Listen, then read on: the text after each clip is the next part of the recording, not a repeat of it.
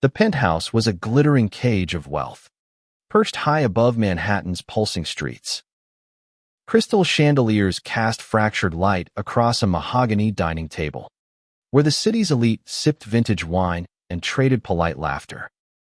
Sheikh Khalid al-Mansour, a man whose fortune rivaled small nations, sat at the head, his silk robes shimmering under the glow. His presence commanded the room, but his eyes sharp, unyielding scanned the guests with a quiet disdain. He was here to close a billion-dollar deal, a merger that would cement his empire's foothold in New York. Yet, beneath his calculated charm, a storm brewed. The maid, Amara Jackson, moved silently through the room, her black uniform crisp, her steps deliberate. At 32, she carried herself with the kind of grace born from years of navigating spaces where she was seen but never heard. Her skin, a deep ebony, glowed under the soft light, but her face was a mask of professionalism. She balanced a tray of champagne flutes, offering them to guests with a practiced smile. To them, she was invisibly a shadow in a room of giants. But Amara was no shadow. She was a woman who'd clawed her way through a world that tried to bury her. A single mother who'd learned to listen, to watch, to survive. The evening had been seamless until Khalid's voice cut through the hum of conversation. He leaned back in his chair, swirling his wine, and spoke in Arabic to his advisor seated beside him. His tone was low, venomous, the words meant for no one else but clear in their intent. "These Americans," he said, his lips curling, "they smile and bow, but they're nothing but greedy dogs. And this black servant girl, scurrying like a rat, does she even know her place?" His advisor chuckled, a nervous sound, as the words hung in the air. Amara froze, her tray steady but her pulse racing. She understood every syllable. Years ago, in a cramped community college classroom, she'd studied Arabic, driven by a hunger to understand the world beyond her own. She'd practiced late into the night, her daughter asleep in the next room, memorizing verbs and conjugations until the language became a part of her. Now, standing in this room of power, she felt the weight of Khalid's words like a slap. Her eyes flicked to him, and for a moment, their gazes locked. His smirk faltered, sensing something in her stare, but he pressed on, louder now, as if daring the room to react. "She's nothing," he said in Arabic, "a speck of dirt in a palace." The guests shifted uncomfortably, sensing the shift in tone but not understanding the words. Amara's jaw tightened. She could stay silent, let the insult slide, keep her job, and go home to her daughter. But something inside her snapped a fire that had been smoldering for years. She set the tray down with a deliberate clink, the sound cutting through the room like a gunshot. All eyes turned to her. In flawless Arabic, her voice steady but laced with steel, she replied, "If I'm dirt, Sheikh, then what does that make a man who insults those who serve him?" The room went still. Khalid's face drained of color, his wineglass frozen halfway to his lips. The advisor's mouth fell open. The guests, oblivious to the Arabic exchange, sensed the electricity in the air, their whispers dying out. Amara stood tall, her heart pounding but her gaze unflinching. She'd just shattered the invisible wall between them, and the pieces were still falling. Khalid recovered quickly, his shock morphing into a cold smile. "You speak Arabic," he said in English, his voice smooth but dangerous. "How unexpected." He leaned forward, his eyes narrowing. "But do you know who I am? I could ruin you with a single call." Amara didn't flinch. "And do you know who I am?" She shot back, her voice low but fierce. "I'm the woman who's been listening to every word you've said tonight. Every deal. Every secret. And I'm not afraid of you." The words hung like a guillotine. The guests exchanged glances, some horrified, others intrigued.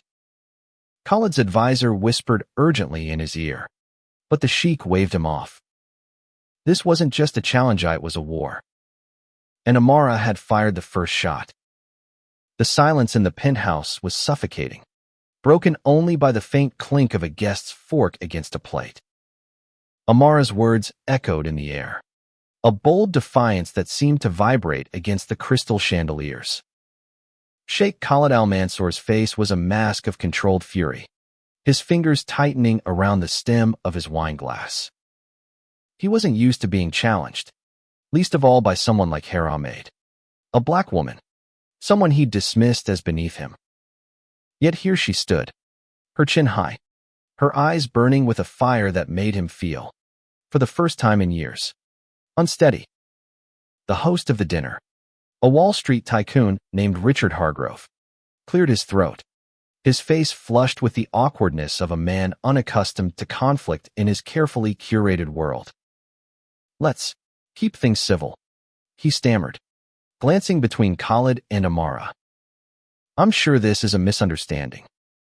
His wife, Evelyn, a socialite with a penchant for defusing tension with charm, forced a laugh. "Yes, let's not ruin a lovely evening. More wine. Anyone?" But Amara wasn't done. She stepped closer to the table, her voice steady but laced with a quiet power. "There's no misunderstanding, Mr. Hargrove. The Sheikh insulted me in a language he thought I wouldn't understand. He called me dirt, a rat, and I'm supposed to smile and serve him." Her words were a blade, sharp and precise, cutting through the room's pretense. Khalid's advisor, a wiry man named Faisal, leaned forward, his voice low and urgent. "Sheikh, let's move on. She's just a servant. Don't give her the attention." But Khalid ignored him, his gaze locked on Amara. He saw something in her intelligence, defiance, a spark that unnerved him. She wasn't just a maid. She was a threat. "You think you're clever," Khalid said, his English clipped, his accent thick with condescension. "You think speaking my language gives you power. You're nothing but a servant playing at being something more." He stood, his height imposing, his robes sweeping as he gestured to the room. "Look around you. These people peers control this city. You clean their floors." The words stung, but Amara didn't waver. She'd heard worse her whole life, slurs whispered in grocery stores, assumptions about her intelligence, her worth. She'd grown up in Harlem, raised by a mother who worked 3 jobs to keep the lights on, and she'd fought for every scrap of opportunity. She'd learned Arabic not for men like Khalid, but for herself, to prove she could master something the world didn't expect of her. Now, it was her weapon. "I clean floors," she said, her voice rising just enough to carry. "But I also hear things. Like how you told your advisor earlier that you're planning to undercut Mr. Hargrove's company in the merger. How you called him a fool in Arabic, thinking no one would understand." She paused, letting the words sink in. Hargrove's face went pale, his eyes darting to Khalid. The room buzzed with murmurs. Khalid's smile vanished. "You lie?" he hissed, but his voice betrayed a flicker of panic. He glanced at Faisal, who was now sweating, his hands fidgeting with his napkin. Amara pressed her advantage. "I don't need to lie. I heard you. And I'm guessing Mr. Hargrove would love to know what else you've been saying behind his back." Hargrove stood, his chair scraping against the floor. "Is this true?" he demanded, his voice shaking with anger. "Khalid, what the hell is going on?" The Sheikh opened his mouth to respond, but Amara cut in, her voice now a calm, cutting force. "Ask him about the offshore accounts he mentioned earlier. The ones he's hiding from the IRS. Or maybe ask why he's so quick to call me dirt when he's the one playing dirty. The room erupted in chaos. Guests whispered furiously, some pulling out phones, others staring at Khalid like he was a ticking bomb. Hargrove's face was a storm of betrayal. His fists clenched. Khalid's composure cracked, his eyes blazing as he pointed at Amara. "You will regret this," he spat. "I'll have you fired. Blacklisted. You'll never work in this city again." Amara met his gaze, unflinching. "Try it," she said. "But I'm not the one who's scared right now." The dining room was a battlefield, the air thick with tension as accusations hung like smoke. Amara stood at the center, her heart pounding, but her resolve ironclad. She'd thrown a grenade into the room, exposing Khalid's duplicity, and now the fallout was unfolding. Richard Hargrove's face was a mask of fury, his eyes locked on Sheikh Khalid, who sat rigid, his hands gripping the arms of his chair. The guests, once polished and poised, were now a chorus of whispers, their allegiances shifting like sand. "You think you can come into my home and play me for a fool?" Hargrove barked, his voice booming. "Offshore accounts. Undercutting my company. Explain yourself, Khalid, or this deal is dead." Khalid's advisor, Faisal, jumped in, his words tumbling out in a desperate attempt to salvage the situation. "Mr. Hargrove, please. This is a misunderstanding. The Sheikh respects you greatly. This woman is clearly lying to stir trouble." He shot Amara a venomous look, but she didn't flinch. She'd played her card, and she wasn't backing down. "Am I lying?" Amara said, her voice calm but piercing. "Then why don't we ask Faisal about the email he sent you this morning, Sheikh? The one where you discussed rerouting funds to avoid taxes. I saw it when I was clearing your table earlier. You left your phone open." She paused, letting the weight of her words settle. "Careless, don't you think?" Khalid's face twisted, a mix of rage and fear. He stood, his robes billowing, and slammed a hand on the table. "Enough," he roared. "This is slander. You have no proof, no right to speak to me this way." But his voice cracked, betraying the panic beneath his bravado. The guests leaned forward, sensing blood in the water. Evelyn Hargrove, ever the peacemaker, tried to intervene. "Everyone, let's calm down. I'm sure we can resolve this rationally." But her voice was drowned out by Hargrove's rising anger. "No, Evelyn, I want answers. Khalid, if what she's saying is true, you're finished in this city." Amara felt the room's eyes on her, some filled with awe, others with disdain. She knew the risk she was taking. She was a maid, a single mother from Harlem, standing against a man who could crush her with a phone call. But she'd spent her life being underestimated, dismissed, and she was done bowing to men like Khalid. She stepped forward, her voice steady. "I don't need proof to know what I heard. And I'm not the only one who's tired of people like you thinking they can say whatever they want because of their money or their title." A murmur of agreement rippled through the room, surprising her. A young woman at the table, a tech heiress named Claire, nodded subtly, her eyes flashing with respect. An older man, a lawyer named Harold, cleared his throat. "If what she says is true, Hargrove, you need to look into this. I've dealt with men like him before. They hide behind their wealth, but they always slip up." Khalid's eyes darted around, searching for an ally, but the room was turning against him. Faisal whispered urgently in his ear, but Khalid shoved him away. "You think you can humiliate me?" He snarled at Amara. "I'll have you arrested for defamation. I'll sue you for everything you're worth." Amara laughed, a sharp, bitter sound. Go ahead. Sue me. I've got nothing to lose. But you've got everything on the line. She gestured to the guests. These people heard you. They know what you said. And I'm guessing they're not as loyal to you as you think. Hargrove stepped forward, his voice low and dangerous. Call it. We're done here. I'm pulling out of the deal. And I'm calling my lawyers tonight. He turned to Amara, his expression softening slightly. You. Stay?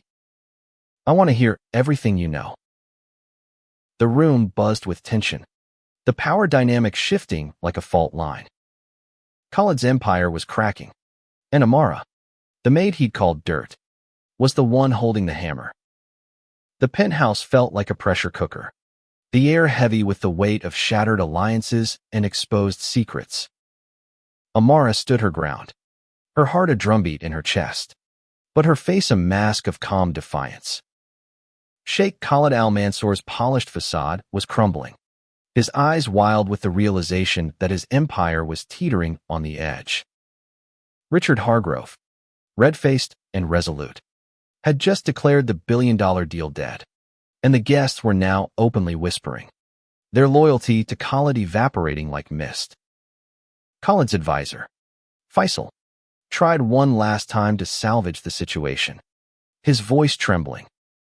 Sheikh, let me handle this. We can spin this, explain it away. But Khalid's patience had snapped. He shoved Faisal back, his voice a low growl. You've done enough. He spat in Arabic, forgetting and not caring that Amara could understand. You let this servant girl ruin everything. Amara seized the moment. He's right, Faisal, she said in Arabic, her tone sharp and deliberate. You didn't stop him when he insulted me, or when he bragged about cheating Hargrove. You're as guilty as he is. The words hit like a whip, and Faisal's face went ashen. The guests, though unable to follow the Arabic, sensed the power shift, their eyes darting between Amara and the two men. Hargrove, his patience gone, stepped closer to Khalid. I want you out of my house, he said, his voice cold. And don't think this ends here. I'm calling the SEC tomorrow. If there's even a hint of truth to what she's saying, you're done. Khalid laughed, a hollow, desperate sound. You think you can threaten me? I own half this city's elite. They'll back me, not some maid. He turned to the guests, his arms outstretched. Who here stands with me? Who knows the truth about power in this room? Silence answered him. The tech heiress, Claire, crossed her arms, her expression icy. Harold, the lawyer, shook his head. Even Evelyn, who'd spent the evening trying to smooth things over, looked away, her lips tight. Khalid's bravado faltered, his arms dropping to his sides. For the first time, he looked small, a man stripped of his armor. Amara felt a surge of adrenaline. She'd expected to be alone in this fight, but the room's shift gave her strength. She spoke again, this time in English, her voice carrying a quiet authority. You're wrong, Sheikh. Power isn't money or titles. It's truth. And tonight, the truth is louder than your wallet. A few guests nodded, their murmurs growing bolder. Claire stood, her voice clear. She's right. I've heard rumors about your deals. Call it. Shady accounts. Backroom promises. If she's got the guts to call you out, I'm listening to her, not you. Khalid's face twisted with rage. You dare side with her? He roared, pointing at Amara. She's nothing. A nobody. But his words were losing their sting, drowned out by the growing tide of dissent. Harold, the lawyer, spoke up. I've seen your contracts. Call it. There's always been something off. If this woman knows what she's talking about, I'd bet there's evidence to back her up. Amara's mind raced. She didn't have hard proof not yet, but she'd seen enough in her years working in these circles. Unlocked phones, careless emails, whispered conversations in rooms where she was invisible. She'd been collecting fragments of truth, not because she planned to use them, but because she'd learned to survive by knowing more than she let on. Hargrove turned to her, his voice softer but firm. Amara, right. Tell me everything you know. Now. She took a breath, steadying herself. I've worked in places like this for years. She began. I hear things. See things. Tonight, I heard the Sheikh and Faisal talking about funneling money through a shell company in Dubai to avoid taxes. They mentioned your merger, Mr. Hargrove, and how they planned to take control of your assets once the deal was signed. Hargrove's eyes widened, then narrowed. You're sure of this? I'm sure, Amara said, and I'm willing to testify to it. The room exploded into murmurs, the guests no longer pretending to be neutral. Khalid's empire was collapsing, and Amara was the one holding the wrecking ball. The penthouse was no longer a glittering showcase of wealth, it was a courtroom, and Amara Jackson was the unexpected prosecutor. Sheikh Khalid al-Mansour stood isolated, his once commanding presence diminished as the guests turned against him. His advisor, Faisal, sat slumped, his face pale, knowing their carefully constructed world was unraveling. Richard Hargrove, the host, paced near the table, his anger barely contained as he processed Amara's revelations about Khalid's betrayal. You're making a mistake, Khalid said, his voice low, almost pleading now. You trust this woman over me. She's a servant, a nobody with a grudge. But his words fell flat, lacking the authority they'd carried hours ago. The guests, once his allies, now watched him like vultures circling a wounded animal. Amara felt the weight of their stares, but she stood taller, her voice steady. I'm not a nobody. I'm a mother, a daughter, a woman who's worked harder than you'll ever understand. And I'm done letting people like you think they can walk over me because of where I come from or what I do. Her words struck a chord. Claire, the tech heiress, clapped slowly, the sound sharp in the tense silence. Well said, she murmured, her eyes locked on Amara with a mix of admiration and curiosity. Harold, the lawyer, nodded, pulling out his phone. I'm calling my contacts at the SEC tonight, he said. If there's truth to this, we'll find it. Khalid's desperation boiled over. He lunged toward Amara, his finger inches from her face. You think you've won? He hissed. I'll bury you. Your family, your future gone. His voice shook, but the threat was real. Amara's stomach twisted, thinking of her daughter, Maya, asleep at home with her grandmother. She'd fought to give Maya a better life, and now she'd put it all at risk. But she didn't back down. You can try, she said, her voice steady. But I'm not alone anymore. Look around. These people see you for what you are. She gestured to the room, where guests were now openly discussing Khalid's downfall.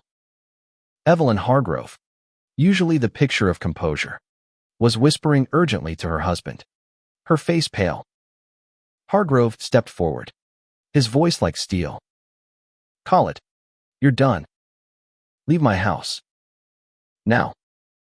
2 security guards, summoned by a silent signal, appeared at the door, their presence a quiet but firm warning. Khalid's shoulders slumped, the fight draining from him. He shot Amara one last venomous look before storming out, Faisal scrambling to follow. The room exhaled as the door slammed shut. Hargrove turned to Amara, his expression a mix of gratitude and disbelief. You've got guts, he said. And maybe you just saved my company. How did you learn to speak Arabic like that? Amara hesitated, then spoke, her voice softer now. I taught myself. Nights after work, while my daughter slept. I wanted to know the world, to be more than what people expected of me. She paused, her eyes meeting his. I never thought I'd use it to call out someone like him. Claire approached, her heels clicking on the marble floor. You're incredible, she said, handing Amara a business card. I run a tech startup. We could use someone with your brains and courage. Call me. Amara took the card, her fingers trembling slightly. The weight of the moment hit her. She'd stood up to a titan and won. But the cost was still unclear. She thought of Maya, of the life she wanted for her, free from the shadows of prejudice and power games. For the first time that night, she allowed herself a small smile. As the guests began to leave, whispering about the scandal that would dominate headlines by morning, Hargrove pulled Amara aside. I meant what I said.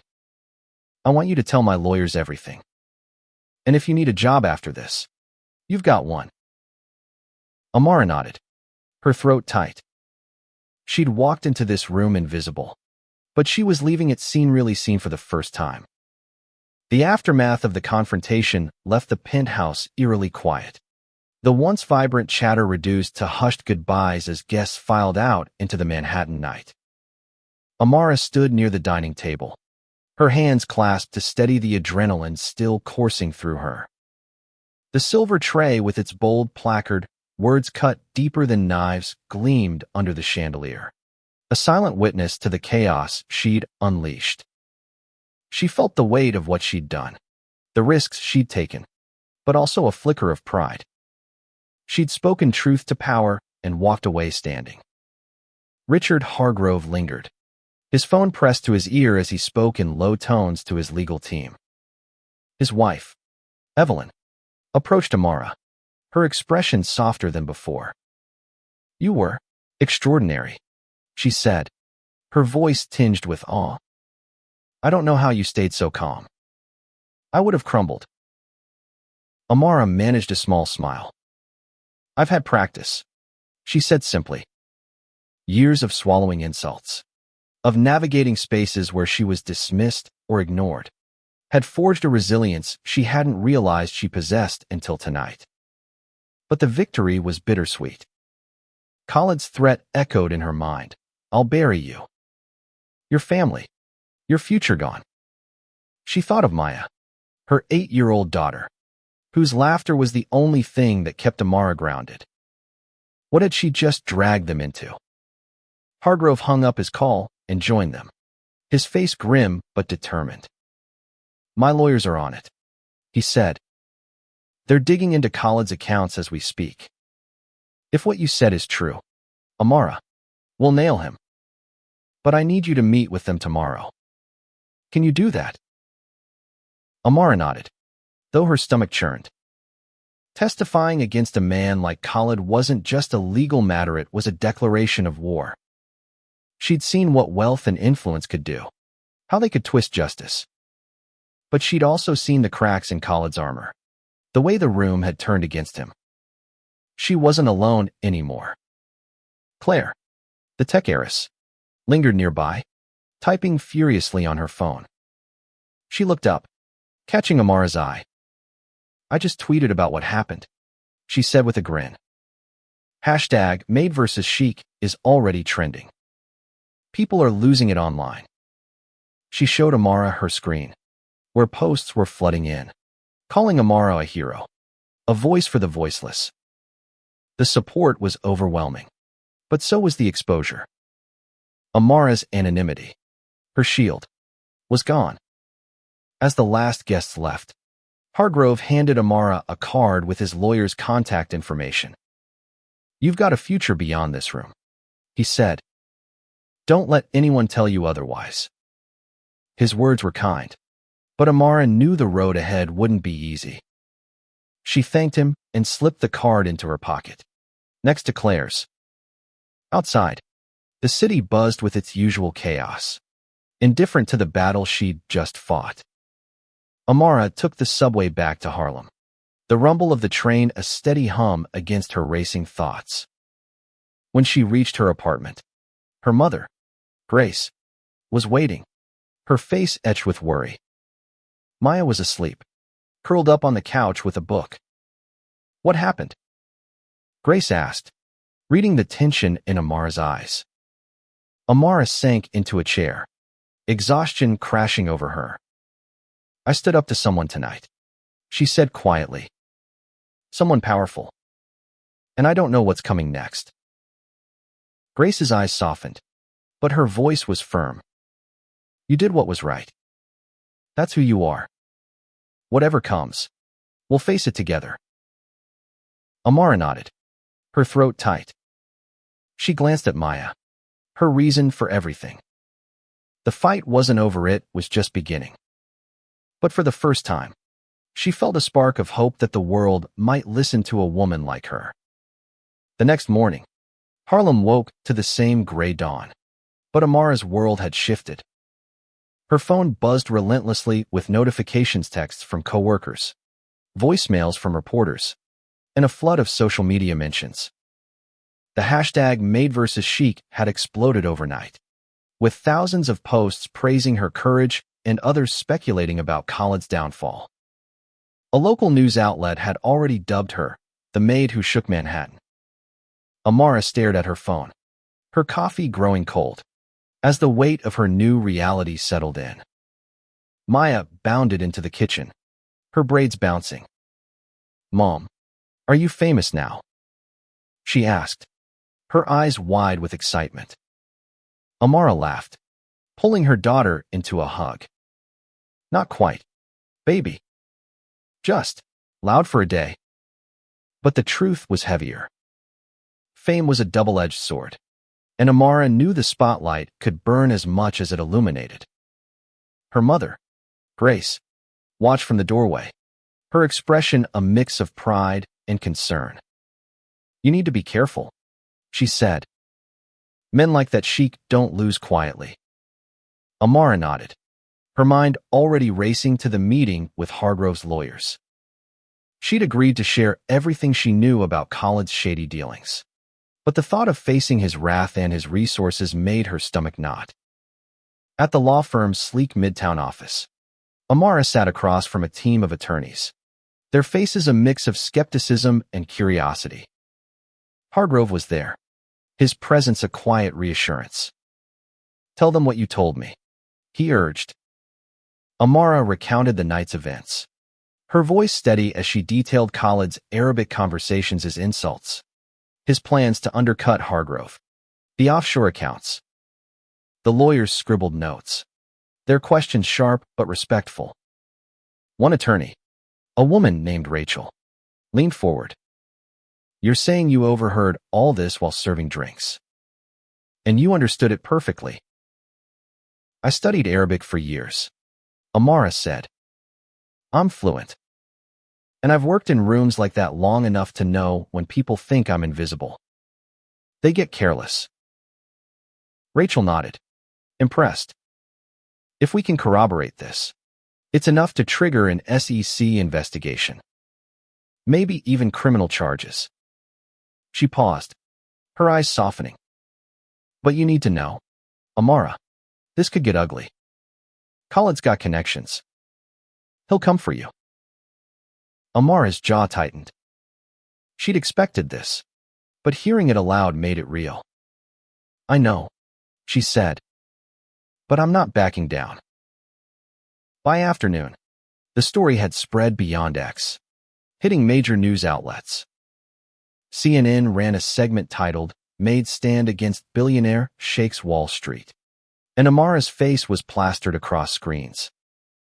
Reporters camped outside her apartment, and her phone rang nonstop. Claire, the tech heiress, texted her, "You're a legend. Meet me for coffee. I'm in it about that job." But the attention wasn't all positive. Khalid's PR team was in overdrive, spinning a narrative that painted Amara as a disgruntled employee with a vendetta. Anonymous accounts on X began spreading lies claiming she'd fabricated the story, that she was a con artist. Amara scrolled through the posts, her heart sinking. She'd known the fight would be dirty, but the speed and venom of the backlash were overwhelming. That evening, Grace sat her down. "You're stronger than this," she said, her voice firm. "You stood up for what's right. Don't let their lies dim that." Amara nodded, but the fear lingered. She was one woman against a titan, and the battle was far from over. A week later, Amara's life was unrecognizable. The SEC had launched a formal investigation into Sheikh Khalid al-Mansour's financial dealings, spurred by Hargrove's lawyers and Amara's testimony. Evidence was mounting: leaked emails, bank records, even a whistleblower from Khalid's own team. The news cycle churned, with pundits debating everything from corporate greed to systemic racism. Amara's name was everywhere, a symbol of courage for some, a lightning rod for others. Khalid's empire was crumbling. His merger with Hargrove's company was dead, and his investors were pulling out. X was ablaze with posts, some calling him a victim of a woke witch hunt, others hailing Amara as a hero who'd exposed a corrupt titan. The backlash against her persisted trolls sent hateful messages, and a tabloid published a hit piece questioning her motives. But the tide was turning. Community organizers rallied around her, and a GoFundMe started by Claire raised thousands for her legal defense. Amara sat in a small coffee shop with Claire, the noise of the city muffled by the glass windows. "You changed the game," Claire said, sipping her latte. "People are talking about power, privilege, who gets heard. That's because of you." Amara shook her head, her eyes tired but bright. "I just wanted to be seen," she said. "Not famous. Just human." She thought of the years she'd spent invisible, swallowing slurs, smiling through disrespect. That night in the penthouse, she'd reclaimed her voice, not just for herself, but for everyone who'd ever been dismissed. Claire leaned forward, her voice earnest. "Come work with me. My company needs someone like you, someone who sees through the noise, who doesn't back down. You could do more than serve drinks. You could change things." Amara hesitated. The offer was tempting, but the risks were real. Khalid's threats still loomed, and she had Maya to protect. But she also knew she couldn't go back to being invisible. She nodded slowly. "I'll think about it. But first, I need to finish this fight." Back home, Amara sat with Maya, helping her with homework. The TV played in the background, a news anchor discussing the latest in the Khalid scandal. Maya looked up, her eyes serious. "Mom, are you scared?" Amara smiled, brushing a braid from her daughter's face. "A little," she admitted. "But I'm more proud than scared. I stood up for what's right, and that's what I want you to learn. No matter who you are, your voice matters." The next day, Amara met with Hargrove's lawyers again, this time joined by a federal prosecutor. They had evidence texts between Khalid and Faisal confirming the offshore accounts. The case was airtight. Khalid was facing charges, and his reputation was in tatters. Amara's testimony had been the spark, but the fire had spread far beyond her. As she left the meeting, her phone buzzed with a text from an unknown number. "You'll pay for this." Her heart skipped, but she squared her shoulders. She wasn't alone anymore. She had allies, a community, a voice. And she had Maya, her reason to keep fighting. In the weeks that followed, Amara took Claire's offer, joining her startup as a consultant. She spoke at community events, sharing her story, inspiring others to stand up. The world hadn't changed overnight, but Amara had. She'd walked into that penthouse a Maid, but she'd walked out of force, proving that truth could cut deeper than any knife. And in her heart, she carried a quiet hope that one day, Maya would live in a world where no one was invisible.